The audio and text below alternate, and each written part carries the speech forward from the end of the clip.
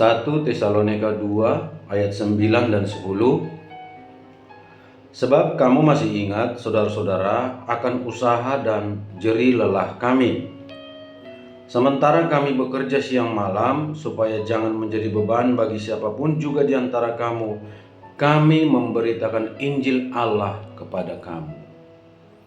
Kamu adalah saksi, demikian juga Allah, betapa saleh, adil, dan tak bercacatnya kami berlaku di antara kamu yang percaya. Puji Tuhan, saudaraku yang dikasihi oleh Tuhan. Hamba Tuhan Rasul Paulus mengatakan, ketika mereka menginjil, ketika mereka memberitakan firman Allah dengan penuh pengorbanan, usaha dan jerih lelah mereka sudah terbukti. Hambanya, Bapak Paulus itu tidak lagi hidup untuk dirinya. Dia menjelajah wilayah-wilayah di mana Tuhan menuntunnya untuk memberitakan Injil. Banyak hal yang dia hadapi beserta dengan teman-teman sepelayanannya. Apakah itu Timotius? Apakah itu Silas? Apakah itu Barnabas? Dan yang lainnya. Paulus mengatakan jerih lelah mereka, kesungguhan mereka, keseriusan mereka memberitakan firman Allah. Tetapi di samping itu mereka juga bekerja keras. Mereka bekerja keras untuk memenuhi kebutuhan hidup mereka dan untuk biaya perjalanan mereka, biaya pelayanan mereka. Sebenarnya mereka boleh mendapat upah dari pelayanannya, tetapi Paulus mengatakan, aku tidak mengambil hak itu. Sekalipun aku berhak akan itu, berhak akan pemberian dari jemaat. Tetapi dia memilih untuk bekerja keras. Sebagai seorang pembuat tenda, dia bekerja siang dan malam. Sebagai hamba Tuhan, Tuhan tentu memberkati usahanya, memberkati pekerjaannya, sehingga banyak orang yang memesan tenda kepadanya. Sehingga firman Tuhan mengatakan siang dan malam kami bekerja keras untuk memenuhi kebutuhan mereka. Sehingga betul-betul mereka menjadi teladan di antara orang-orang percaya. Benar-benar mereka memposisikan dirinya teladan yang sangat sempurna. Menginjil dengan berat, menginjil dengan susah payah, banyak tantangan, dikejar-kejar, dihina, dipukuli, dilempari batu, disesa, karam kapal, sering dalam kelaparan, kedinginan, di penjara. Mereka luar biasa. Mereka benar-benar dikuasai Allah. Mereka benar-benar dipakai Allah untuk memberitakan Injil Yesus Kristus. Sebab disitulah awal mula Injil diberitakan ke seluruh dunia. Para rasul ada sebagian yang ditugaskan untuk kalangan orang Yahudi, tetapi sebagian lagi untuk kalangan non-Yahudi. Salah satunya Paulus. Dia ditugaskan Allah untuk wilayah-wilayah yang jauh dari Israel. Dan dia menghadapi banyak tantangan, termasuk dari orang Yahudi sendiri yang tidak percaya, yang menghalangi pemberitaan Injil Tuhan Yesus. Di sini kita dapat melihat di ayat 10, kamu adalah saksi, demikian juga Allah.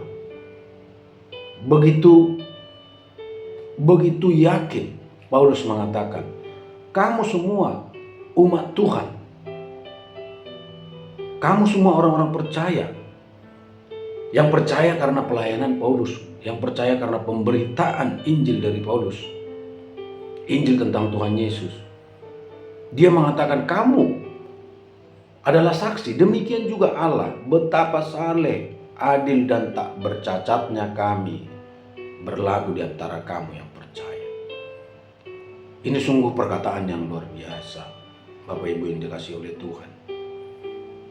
Betapa saleh, betapa adil dan tak bercacatnya kami berlaku di antara kamu. Luar biasa, Bapak Ibu yang dikasihi oleh Tuhan. Kalau ada hamba Tuhan seperti ini pada zaman ini, wah luar biasa. Tidak mengambil apapun dari jemaat, bekerja keras siang dan malam untuk memenuhi kebutuhan hidupnya, termasuk keperluan untuk pelayanan.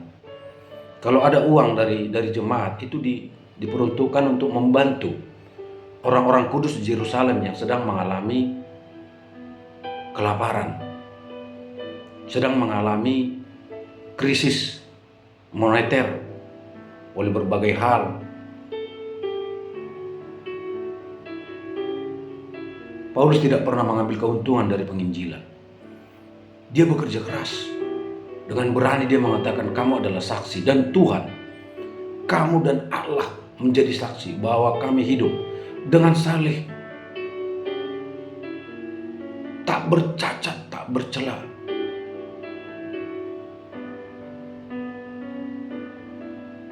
Kita sangat membutuhkan hamba-hamba Tuhan seperti ini di zaman akhir ini, yang sanggup memberikan contoh, sanggup memberikan teladan, bukan hanya pandai berkata-kata, bukan hanya pandai berkhotbah, bukan hanya ahli dalam orasi, merangkai kata-kata, membakar semangat orang, membakar semangat jemaat, menunjukkan seakan-akan dia seorang hamba Tuhan yang wah hebat, tetapi kenyataannya tidak bisa dicontoh. Tidak bisa dicontoh.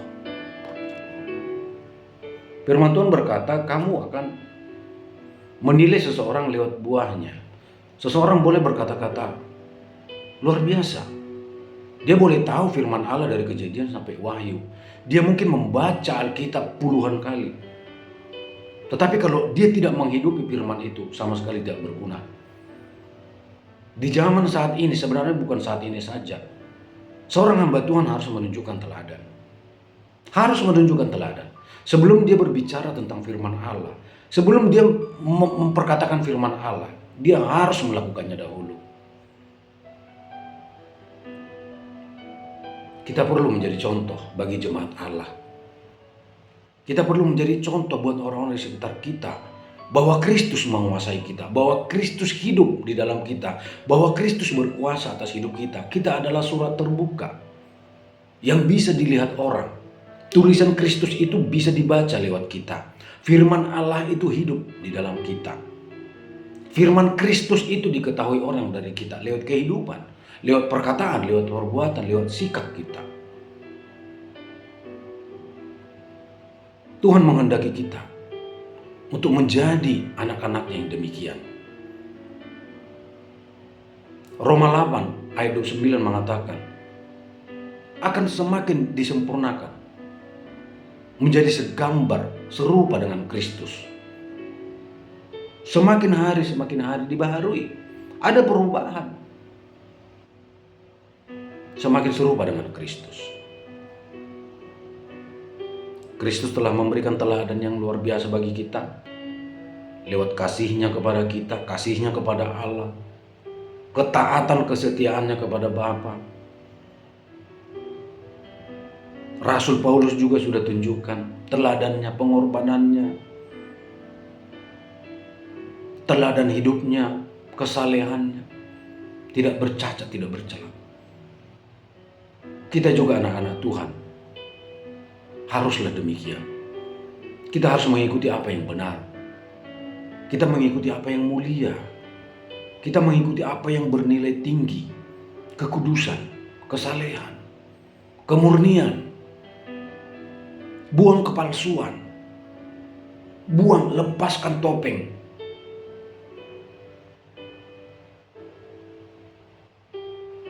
Menjadi teladan bagi anak-anak Tuhan, bagi jemaat Allah, bagi orang-orang di sekitar kita, menjadi berkat.